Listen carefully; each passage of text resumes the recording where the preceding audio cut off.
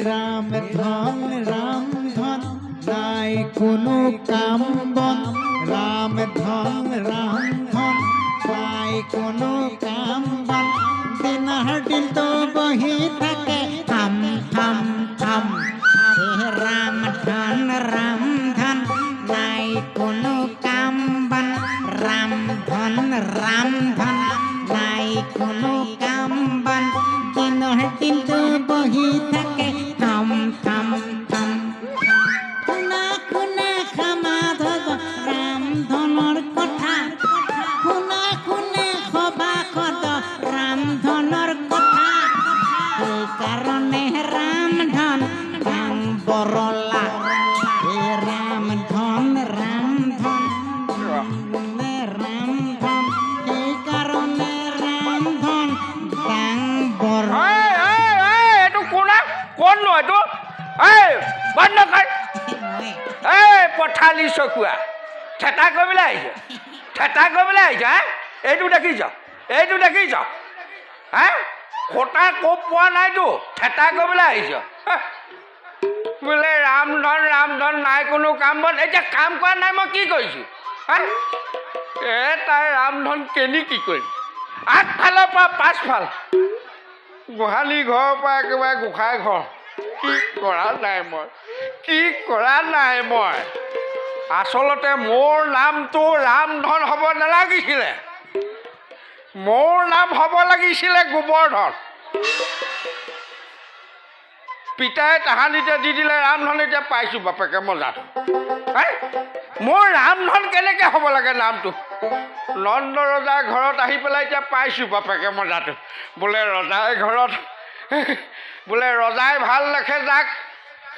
হাতী ঘোঁৰা নালাগে তাক এতিয়া পাইছোঁ বাপেকে ক্ষিয়তী গাইৰ লগত গাখীৰ খাই গোবৰ খাই এতিয়া গোটেই গাটো গোবৰ গোন্ধাইছে নাপায় পঠালি চকুৱা মনুষ্যই মোক আকৌ কাম কৰা নেদেখে মোক দেখে থমকৈ বহি থকা পঠালি চকুৱা মনুষ্যই ঠেটা কৰি একো লাভ নাই কিন্তু এটা কথা আমাৰ মহাৰাজৰ কিন্তু মই আকৌ অন্তৰখন বুজি পাওঁ আমাৰ মহাৰাজৰ অন্তৰখন মানে ইমানেই কোমল একেবাৰে খেৰৰ সূতা তেওঁ যেনেকৈ একেবাৰে গাখীৰৰ নিচিনা মানে অন্তৰখন বৰ শুদ্ধ সেইকাৰণে মই এই কামবোৰ কৰি আছোঁ দুখ আছে মোৰো আছে দুখ সেইবোৰ দুখ কোনেও বুজি নাপায় এই পঠালি চকুৱাকেইটাইতো একেবাৰে বুজি নাপায় পঠালি চকুৱা এতিয়া ক'লৈ পলাইছ এতিয়া কৈছিলি নহয় বোলে ৰামধন নাই কোনো কাম বন দেখা নাই কাম কৰি থকা কোনে বুজিব দুখৰ বেদনা যোৱাকালি টোপনি খতি এটা টিপ মৰা নাই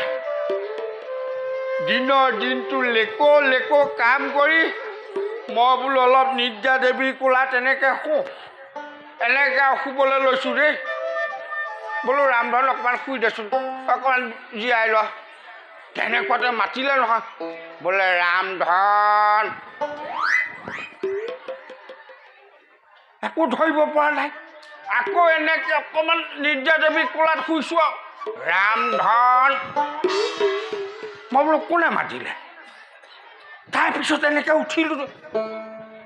এনেকৈ গ'লোঁ আমাৰ গোহালিত ৰাঙলী ভাল হোৱা দিন আছিলে ৰাঙলীয়ে দামুৰি পোৱালি এটা দিলে ইমান মৰম এই তাক মানে হেক পুতক দি থাকোঁতে জল হৰিব এনেকৈ ৰৈ থাকোঁতে আৰু ৰাতিয়েই পোৱা শুবলৈ নাপালোৱেই নহয় হাউত কেনে গাটো ধুই মহাৰাজে বোলে কৈছিলে নহয় আজি আমাৰ আকৌ লোৱা পোনাটো আজি নামাকৰণৰ দিন নিৰ্ধাৰিত কৰিছে মই বোলো এই কথা নহয় গুৰুদেৱ আহিব মই আৰু একেবাৰে ৰৈ নাথাকিলোঁ মানে মই ক'ত থলোঁ এইয়া দেখিছানে বাৰু বস্তুকেইটা মই ক'ত থৈ এইয়া এই গুৰুদেৱৰ কাৰণে মই সকলো যোগাৰ কৰি ৰাখিছোঁ মই তিতা দেখাই গোসাঁই ঘৰৰ পৰা একেবাৰে বন্তি সকলো যোগাৰ কৰি ৰাখিছোঁ ঢাৰি ঢকুৱা একো এৰা নাই এইয়া এইয়া এইয়া এইয়া এই গুৰুদেৱৰ ভোজনীও যোগাৰ কৰি ৰাখিছোঁ ইয়াত থ'লে নহ'ব এইডোখৰত থ'ব লাগিব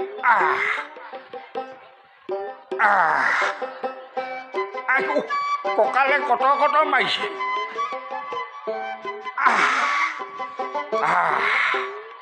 পিছে এটা কথা দেই মিছাটো ক'লে কি হ'ব শালকে শিঙিয়াই ময়ো কাম ভাগি কৰিম বুলি ভাবিছোঁ বহুতে কয় বোলে বয়স হৈছে কোনে কয় বয়স হৈছে বুলি ক'ত বয়স দেখিছে মোৰ মোৰতো বয়স হোৱা নাই মোৰতো মন এটা আছেনে নাই মোৰতো মন এটা আছে মোৰতো ঘৰ সংসাৰ কৰিবলৈ মন যায় এই বুঢ়াকালত নন্দৰাজে যেতিয়া কিবা এভাগ পাইছে মহাৰাজে এভাগে পাইছে মইতো আৰু এনেকৈ কিন্তু এটা কথা দেই ৰামধন এইবাৰ তোৰ ঘৰত ফেঁচাই উলি দিবই দিব আৰু ফেঁচাই উলি দিবই দিব আৰু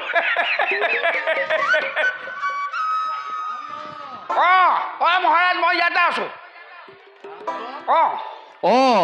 তই ইয়াতে আছ মই ইয়াতে আছোঁ ৰামধন এই বস্তু বাহিনীবোৰ তই যোগাৰ কৰিলি নে নাই বাৰু মহাৰাজ মোৰ নামটো কি ৰামধন ৰামধন থাকোঁতে আপুনি চিন্তা কৰিব লাগে কি চাওক এইফালে তললৈ চাওক মই একেবাৰে ফু মাৰি খাব পৰা কৈছোঁ এতিয়া কি কৰিব লাগিব সেইটো কওক তই থাকিলেতো মোৰ আৰু একো চিন্তাই নাই ৰামধন পিছে গকুলৰ সকলোকে নিমন্ত্ৰণ কৰিলি নে নাই মহাৰাজ আপুনি এইটো সোধক কাক মতা নাই মই আমাৰ যে গাঁওবুঢ়া কেলে ভুৱন গাঁওবুঢ়া প্ৰথমতে মই তেওঁৰ ঘৰতে গৈ সেৱা ভাগি ধৰিছোঁগৈ বোলো এই গাঁওবুঢ়া দায়িত্ব আমাৰ ভুৱন গাঁওবুঢ়াৰ কথা কৈছোঁ মই বোলো ভুৱন গাঁওবুঢ়া আমাৰ নন্দৰজা বুঢ়া কালত কিবা এবাৰ কৰি তেওঁ ইমান আনন্দ পালে এই আমাৰ লেহেলা কাইটিক মাতিছোঁ চেপেটা কাইটিক মাতিছোঁ মই উত্তৰ পাৰলৈ গৈছোঁ দক্ষিণ পাৰলৈ গৈছোঁ পশ্চিম পাৰলৈ গৈছোঁ মই যোৱা নাই ক'ত পিছে এটা কথা দেই যাক মই লগ পোৱা নাই মানে যিসকলক লগ পোৱা নাই মানে সেই গৃহিণীক যাক লগ পাইছোঁ চবৰ লগতে দিয়কচোন কথা পাতিবলৈ বেয়া এটা লাগে আৰু মই মানে তেওঁক বেছিকৈ ভাঙি পাতি কোৱা নাই এঙা এটুকুৰা উলিয়াই বেৰতে লিখি থৈ আহিছোঁ এই উত্তৰ পাৰাৰ সেই মালতী ছোৱালীজনী গাভৰু হ'ল হয় দেখাটো শুৱনি হ'ল মইতো চিনি পোৱা নাই তাৰপিছতে তাইকো ক'লোঁ ঐ তই যাব লাগিব কিন্তু তাই আহিম বুলি কৈছে মই সকলোকে মাতিলোঁ মহাৰাজ সকলোকে মাতিছোঁ বাৰু আৰু এটা কথা হ'ল ৰামধন আমাৰ পোনাকণৰ নামকৰণৰ দিন আজি ধাৰ্য কৰা হৈছিল হয় মই জানো তালৈতো গুৰুদেৱক মই নিজেই নিমন্ত্ৰণ কৰি থৈ আহিছিলোঁ হয় শুনা গুৰুদেৱ দেখোন এতিয়ালৈকেও অহা নাই নহয় মহাৰাজ তেওঁলোক হৈছে ঋষি মুনিমান হয় তেওঁলোকে মানে একেবাৰে উপযুক্ত সময়ত উপযুক্ত হ'বহে হ'ব মই আগবাঢ়ি যাওঁ নেকি যাচোন তেতিয়াহ'লে তয়ে অকণমান আগবাঢ়ি যাচোন আগবাঢ়ি যাওঁচোন ৰ'ব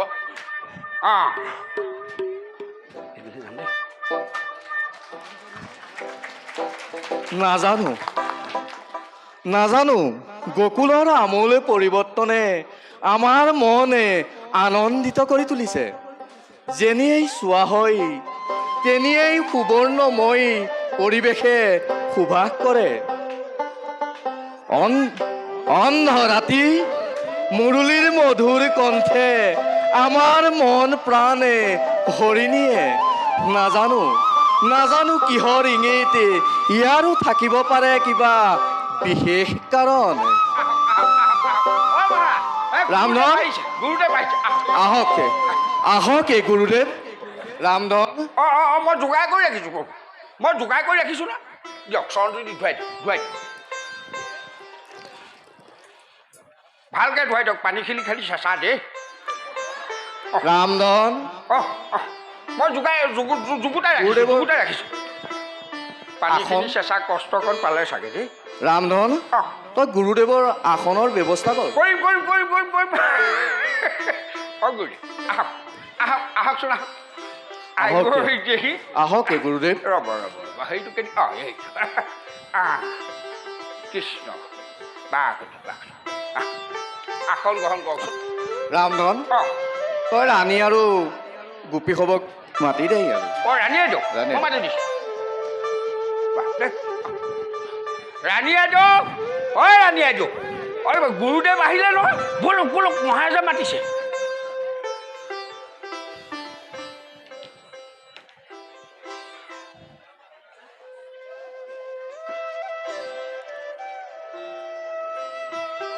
আহক আহক আহক আহক আহক আহক আইদেউ আহক এই গুৰুদেৱ আহিলে নহয় এইয়া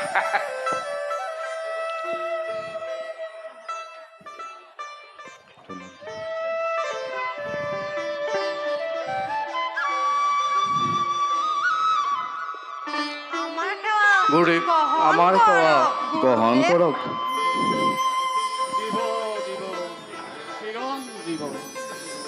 সহজ সুন্দৰ দিবাকৰ অচলা বহুতি লক্ষ্মী হতে লোভীৰা দিনে দিনে নন্দৰাজৰ প্ৰমুখ্যে সকলোৰে জয় হওক মংগল হওক ভাল গুৰুদেৱ ৰাণী তোমালোক এতিয়া ভিতৰলৈ যোৱা ভাল মহাৰাজ মহাৰাজ এই গুৰুদেৱক আদৰণি সেৱা এটা কৰি লওক আপুনি মই মানে যুগুতাই ৰাখিছোঁ যেতিয়া আৰু কৰ্মভাগ কৰিব লাগে সেইটোৱে কথা গুৰুদেৱ আজি আমাৰ পুত্ৰকণৰ নামাকৰণৰ দিন মই ধাৰ্য কৰা হৈছিল তাৰ বাবেই আপোনাকে নিমন্ত্ৰণ কৰা হৈছে পুত্ৰকণৰ সুন্দৰ নাম এটি দি আমাকে কৃতাৰ্থ কৰকে গুৰুদেৱ নন্দৰাজ গুৰুদেৱ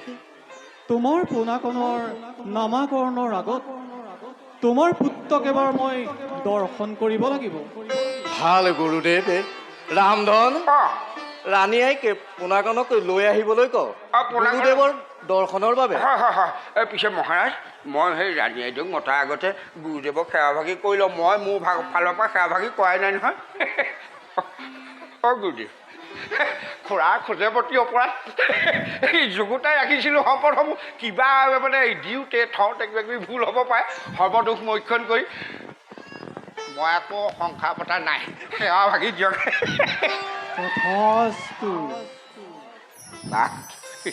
যা ৰামধন সোনকালে মাতি দেগৈ ৰাণী আইদেউ এই গুৰুদেৱে আমাৰ পোনাকণক চাওঁ বুলি কৈছিল লৈ আনক আকৌ আনক লৈ আনক গুৰুদেৱ তুমি সঁচাই সৌভাগ্যৱান গুৰুদেৱ লৈ আনক আনক লৈ আনক এই গুৰুদেৱে চাওঁ বুলি কৈছে দেখাই দিয়ক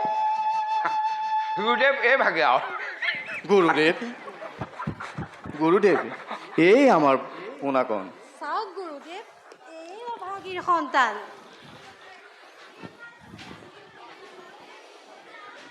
নন্দৰাজ গুৰুদেৱ তুমি সঁচাই বহু সৌভাগ্যৱান গুৰুদেৱ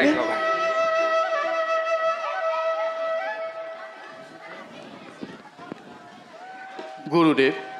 আপুনি এতিয়া পোনাকণৰ নামাকৰণৰ কাম আৰম্ভ কৰিব পাৰে ভাল ভাল নন্দৰাজ এই ভাগ ৰামধন তই গুৰুদেৱৰ সকলো যা যোগাৰ কৰি দে মই যা যোগাৰ কৰিছিলোঁ মই সোঁফালে বাওঁফালে চাওঁতে গুৰুদেৱৰ পুথিভাগ থ'বলৈ আসন ভাগেই বিচাৰি নাপালোঁ ৰ'ব অকণমান আইদেউ অকণমান পিছলৈ আহকচোন অকণমান পোনাকণে সিহঁতি দিগদাৰ হৈছে মই গম পাইছোঁ বাৰু মই অকণমান আগলৈ গৈছোঁ গুৰুদেৱ খুৰা খোজে প্ৰতি অপৰাধ মই মানে কৰিয়ে থাকোঁ লেকো কাম নাই তাত নথ'ব মই যুগুতাই ৰাখিছোঁ নহয় ৰ'ব সেইভাগ তেনেকৈ সকলোতে থোৱা বস্তু নহয় তেনেকৈ নহয় মই যোগাৰ কৰি দিম আপোনাক মই কৈছোঁ নহয় মোৰ ভুল হৈছে বহুত ভুল হৈছে নেজানো নহয় প্ৰথম যে মানে আমাৰ মহাৰাজৰ প্ৰথম অঁ ব্যৱস্থাপনাটো কেনে দেখিছে মহাৰাজ ভাল কৰিছ ৰামধন।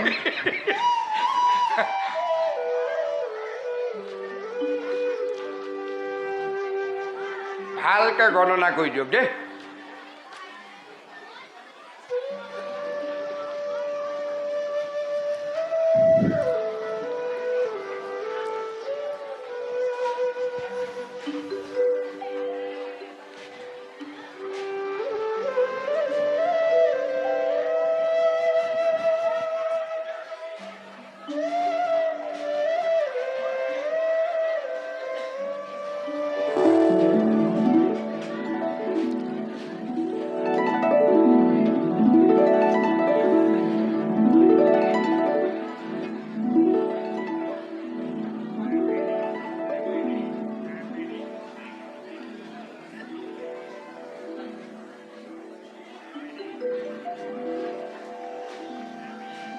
নন্দৰাজ, গুৰুদেৱ, তুমি সঁচাই বহুত সৌভাগ্যৱান। গুৰুদেৱ, হৰি হৰি। নন্দৰাজ, গুৰুদেৱ, যশোদাৰ গৰ্ভে যি পুত্ৰ সন্তান জন্ম হৈছে তেওঁ এই তিলোকৰ নমস্য গুৰুদেৱ, আৰু উপাৰ্য হ'ব। গুৰুদেৱ, হয়নে গুৰুদেৱ? আৰু ভাঙি পাতি কওকচোন, বাকীখিনিও ভাঙি পাতি কৈ দিয়ক, কৈ দিয়ক। কওঁ ভুৱা, অঁ যিসকল লোকে অঁ হাজাৰ হাজাৰ বছৰ ধৰি তপস্যা কৰিও তেওঁক দৰ্শন কৰিব নাপায়, অঁ সেই আজি তোমাৰ গকুলালয় পুত্ৰৰূপে জন্ম লৈছে। গুৰুদেৱ, তেওঁ বিভিন্ন ধৰণৰ কাম অনুযায়ী নাম থাকিব নন্দৰাজ। গুৰুদেৱ, এই ধৰা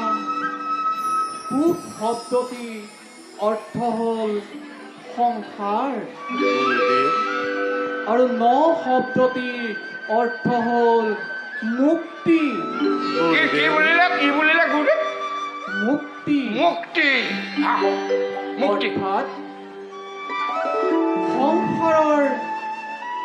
কান্দোনৰ পৰা জীৱক মুক্তি দিব পৰাজনেই হ'ল শ্ৰীকৃষ্ণ।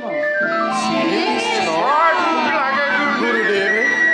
মোৰ পোনাখনৰ নাম কি ৰাখিব গুৰুদেৱ? ভয়ানন্দৰাজ, গুৰুদেৱ, তোমাৰ পোনাটিও নাম মই শ্ৰীকৃষ্ণ ৰাখিলোঁ। শ্ৰীকৃষ্ণ। গুৰুদেৱ, যশোদা, শ্ৰীকৃষ্ণ। গুৰুদেৱ, নন্দৰাজ, মহাৰাজ, বৰ দুখ লাগিছে মোৰ, বিৰাট দুখ লাগিছে। মানে ইমানেই বুৰ্বক নে বাৰু, মই আজিলৈকে ইমান তাত্বিক কথাবিলাক নাজানো। আজি গুৰুদেৱে ভাঙি পাতি বুজাই দিলত মোৰ কিবা নিজকে নিজে ঘিণ লাগিছে। আচলতে সঁচাকৈ মোৰ নাম ৰামধন নহয়, গোবৰ্ধন হ'ব লাগিছিলে। পিছে নন্দৰাজ, গুৰুদেৱ, আমাৰ উদ্দেশ্য সফল হৈছে। ভাল গুৰুদেৱ, আমি এতিয়া নিজ গৃহে গমন কৰোঁ। ভালে গুৰুদেৱ। ৰামধন, তই গুৰুদেৱৰ দক্ষিণা আৰু সকলো দি অলপে আগবঢ়াই থৈ আহ। দক্ষিণা ভাগ আছে, মই আগবাঢ়ি দেখোঁ। সোনকালে আহিবি দেই। অঁ গুৰুদেৱ, মহাৰাজে আপোনালৈ এভাগি দক্ষিণা থৈ দিছিলে, গতিকে দক্ষিণা ভাগি গ্ৰহণ কৰকচোন।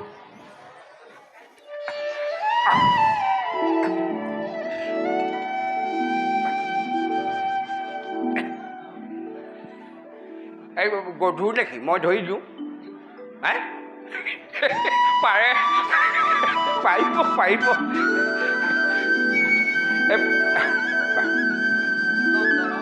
গুৰুদেৱ, আমি এতিয়া বিদায়হে মাগিম। ভাল গুৰুদেৱ। যা ৰামধন, তই গুৰুদেৱক অলপে আগবঢ়াই থৈ আহ। আগবাঢ়ি দিছোঁ, আগবাঢ়ি দিছোঁ। অঁ গুৰুদেৱ, ব'লক মই আছোঁ নহয়। পিছে এটা কথা, হেৰি কথা এষাৰ কওঁ, সেই অৰ্থটি কৈছিলোঁ নে নাই? মই বোলো বুলিব বিয়া বাৰু পতা নাই মানে মহাৰাজকে দেখি আদাক দেখি উঠিল গা কেতুৱে বোলে মোকো খা সেইটো কাৰণে ভাবিছোঁ বোলো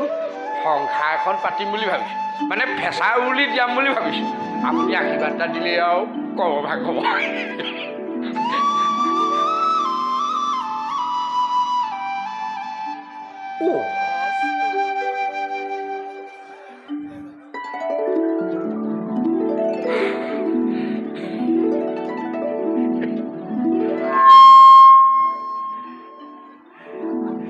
গুৰুদেৱে মোৰ